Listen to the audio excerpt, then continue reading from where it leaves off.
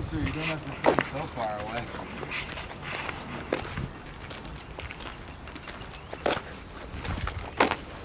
That seems like it. I think I'm just going to go ahead and begin.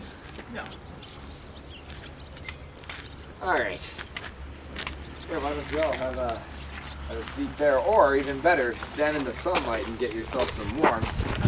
And I'll stand in the shade. Take the sun. Alright. So before I begin, has anyone used a black powder weapon like this before? No. Nope. Alright.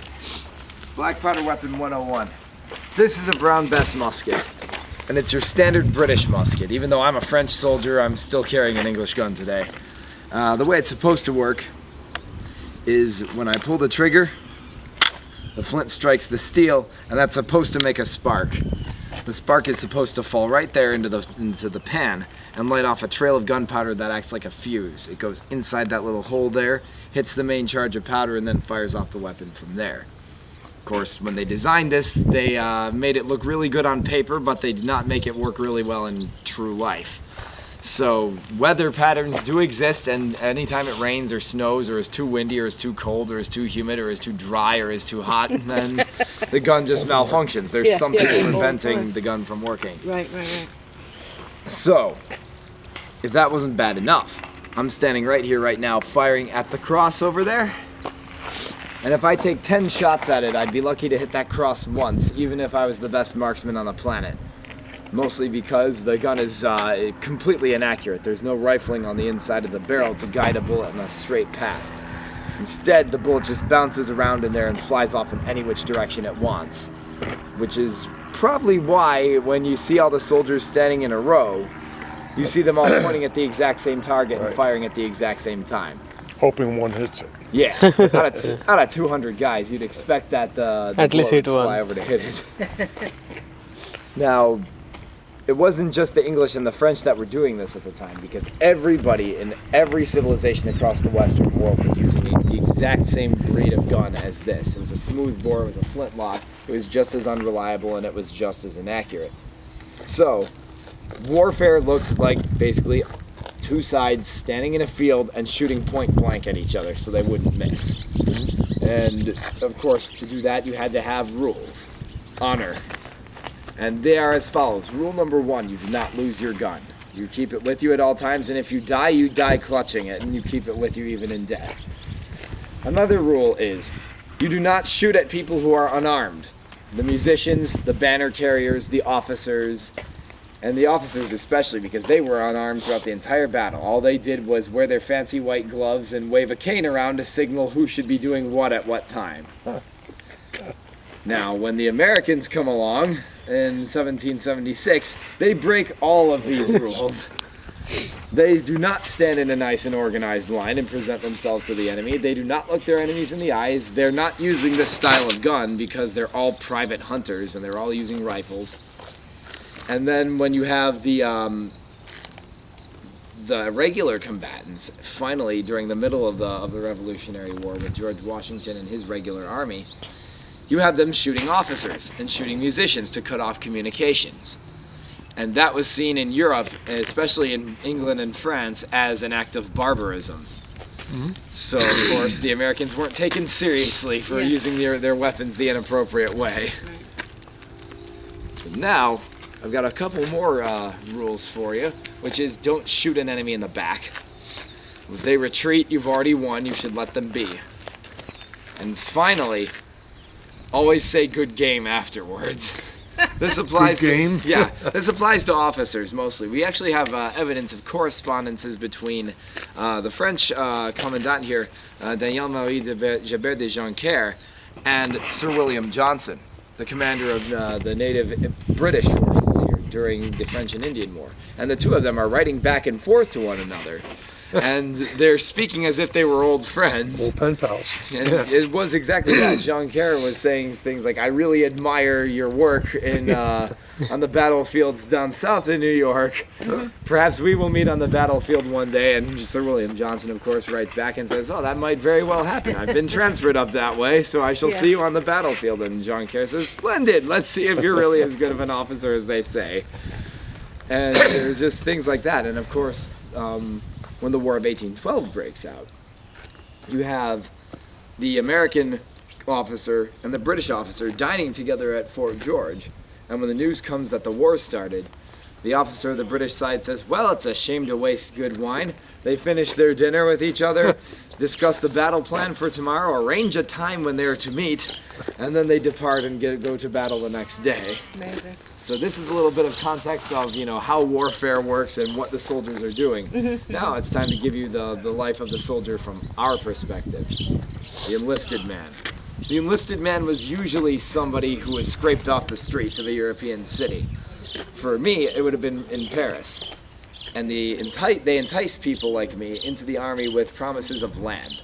So if I join the French army, I get to come over here, I get a roof over my head, I get 2 meals a day, I get training, I get clothing, I get respect, and on top of it, after my 10-year term is up, I get to keep a parcel of land in the New World for myself. 10 years. If you live that long. If I live that long. Right. But if you die with honor.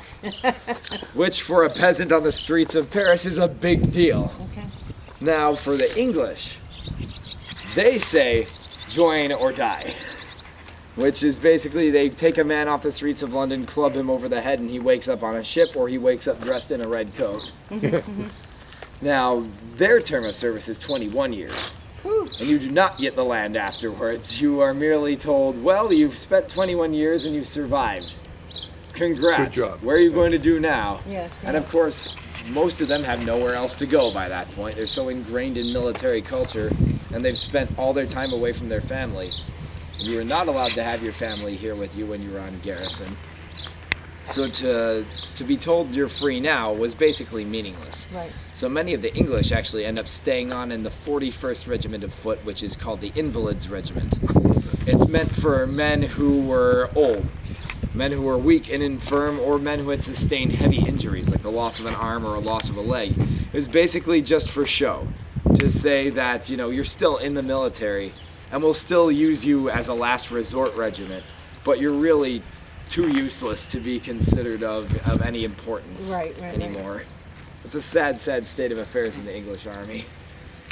And now I'm going to get to the real fun. The firing of this musket. Now, like I said, it's quite unreliable, and while I was speaking, I noticed several things that needed to be done. For one, I had to nap the flint and make it sharper so that I would actually cut the steel and make a spark. Now the way it's going to work is I pull out a cartridge, tear it open with my teeth, and spit the paper towards my enemies. And I pour in a little bit of a gunpowder fuse there. Close that up in the pan and pour the rest straight down the barrel. I then take out the ramrod and I ram the charge down. Not like that, but Hopefully a little more rifled. This now is completely loaded, but the reason I rammed the paper down at this point was because the musket ball at these times are 2 calibers too small for the musket barrel. So if you were to do as I'm doing right now and aim properly for your enemy, meaning pointing at their groin, then your musket ball would just roll out the end of the gun. And I know, and I saw the confused look when I say it's pointing at the groin. That's not cool. Well, you see, with a musket as inaccurate as this, if you're aiming for their heads, you drastically decrease your chances of hitting anything. Gotcha. Whereas if you're aiming for their groin area or for their waist area, Midsection. then all of a sudden you can, even if the bullet trajectory deviates a little bit, you still have a chance of hitting them somewhere. Right. But that's why I have to ram the paper down so that the bullet doesn't roll out the end of my gun before I can actually fire it. So what I do now is I bring the weapon to my shoulder, where my commanding officer will tell me to, well, in French it's haute le fusil, which just basically means bring it in front of your face and prepare to fire. He'll then tell me apprêtez le fusil, which means arm it. I bring the, as we call it, the chien to full cock. It's now completely armed and dangerous. Then he will give me the command en jeu, which doesn't mean aim, it just means present. Because who on earth would aim a weapon like this? Right. And on the last command it is feu, which is fire. But I'll give you guys till the count of 3 to ready yourselves for that. 1, 2, 3, feu. And I just made it snow. Wow. Now that, ladies and gentlemen, was a third of a charge of powder. Third. A third of a charge. So the real charge would have been 3 times as loud. The cartridge itself would just drop in? Oh no, you'd have to tear it open and empty it in and all that. No, I mean the gunpowder and all, but the actual pellet. The actual ball, Yeah. you would actually crumple that up in the piece of paper before dropping it down, and you'd ram it down with the paper. Oh, okay. So that it would stay there a little better. Now imagine 500 of these going off all at once. Oh my goodness, wow. Now imagine a couple cannon on top of that too. You're going to have a battlefield full of smoke. And you, sir, are perfect for this next part. Hey, what do I got? Stand forward a little bit. That's me. They always pick me. I always pick you. Notice the camouflage and the gray suit. Now face them if you will, monsieur. Sure. Now you're in my army and we're fighting against them. Yes, There's sir. smoke all over the battlefield. Right. Now, they can't see you because you're camouflaged. Right. How confident are you right now? Right now, do they have any guns? Yeah, they have you do too, and they can't see you. I'm pretty confident. All right, now, even so, you're still one man against a couple of people over here. Yes, so sir. doubtless you're going to be calling for reinforcements, right? Right. So I'm going to reinforce you from the back lines. But I come up on the battlefield right about here, and I see a wall of smoke.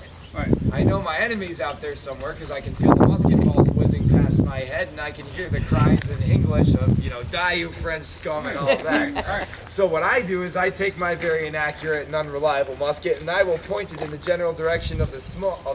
Hit the ground. And well, if I can't Who's in the way? Oh, you can't see me. Oh, I see what you're saying. Oh, bummer. Then I get in the back. Yeah, pretty much. You're gonna have to either stay in the back or not wear camouflage. You may return to your place, sir. So that, my friends, is why the soldiers at this time period are wearing the bright colors that they wear. All Okay. right. You see the Englishman over there is wearing bright red. Now he's wearing that because red just happens to be the cheapest dye around, but it also serves to be the best, kind of like an orange hunting vest, so that all of his friends know exactly what side he's on and where he is on the battlefield so they don't shoot him. Also, it's a good thing to remember that, like I said earlier, there are rules to war at this time, and your enemies are all facing each other already. You're not trying to hide.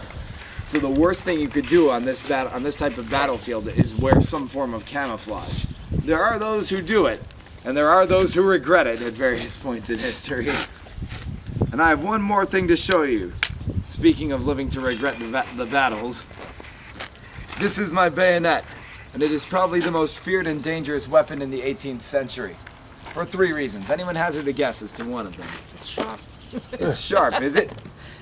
Absolutely razor sharp. I'm bleeding profusely right now, eh? No, it's actually very, very dull, and that's what makes it so dangerous. You stab somebody with this, huh? Hand-to-hand combat would be good. Well, I mean, you got something like this Oh, for man. hand-to-hand Oh, combat man. You too. gotta get a little closer with that, though, Mel. Yeah, true. You could also have spears and such, but this, That's true. because this is dull, as I was saying before, it makes a wound that's basically not as clean as it could be. It makes a giant tear instead of a giant cut. So it's a very painful wound. It looks rather ugly.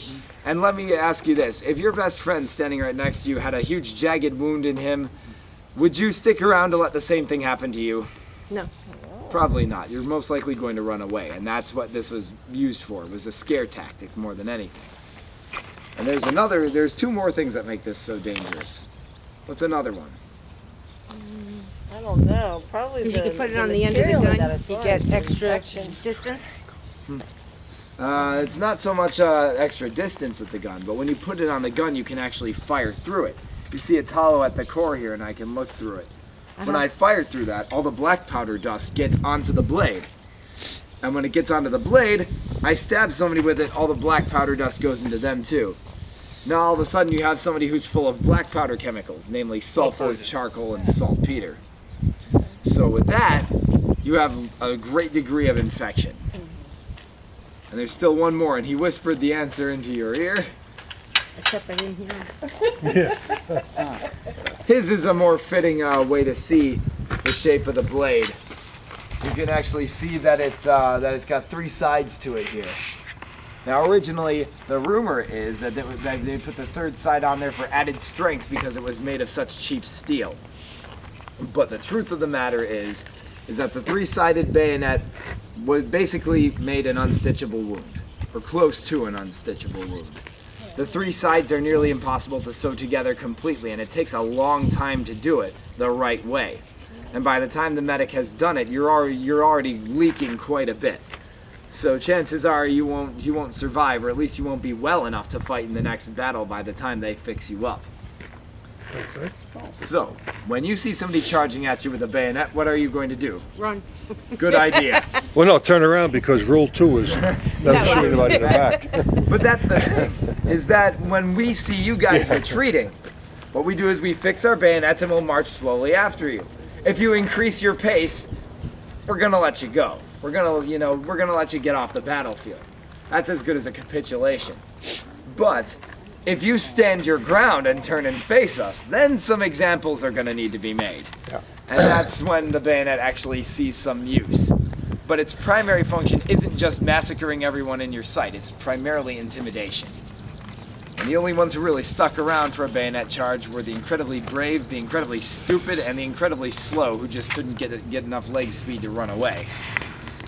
With that, I conclude the demonstration. Are there any questions? Thank you. That was great. Well, that's good. Thank you very much. All right. Thank you. Thank you.